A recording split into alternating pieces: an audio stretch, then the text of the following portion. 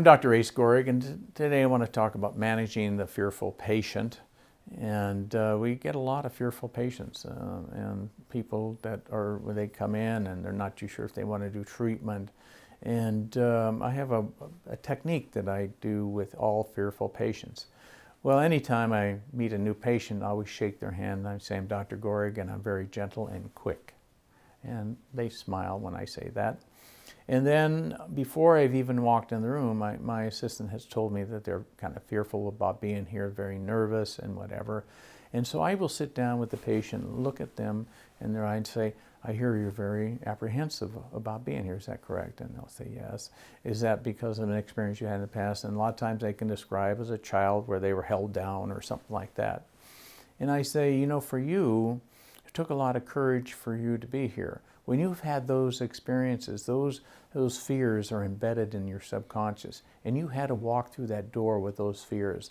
Well, that took a lot of courage to face your fears. So I want to congratulate you on your bravery, and I'm going to promise you a couple things. Number one, you will be in control. Number two, I will get you completely numb. And thirdly, I've been doing this for a long time. I'm very quick and efficient at what I do, but we will get this done as most efficiently as we can. And then what I do is the first time I lay the patient back and I touch them so lightly and gently on their face, they hardly know I'm there. That first touch is very important. Also, when I give the injection, I do it very slowly, of course, and I'm talking in more of a monotone voice, which is more calming, and I tell them to breathe slowly through their nose. Now, breathing slowly through the nose does two things. Number one, it controls our emotion.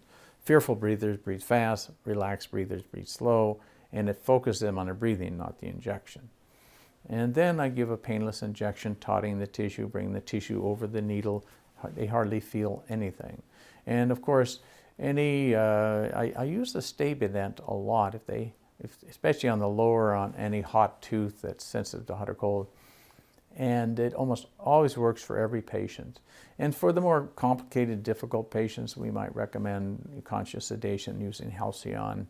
And we set them up for an appointment in the morning and go through that process.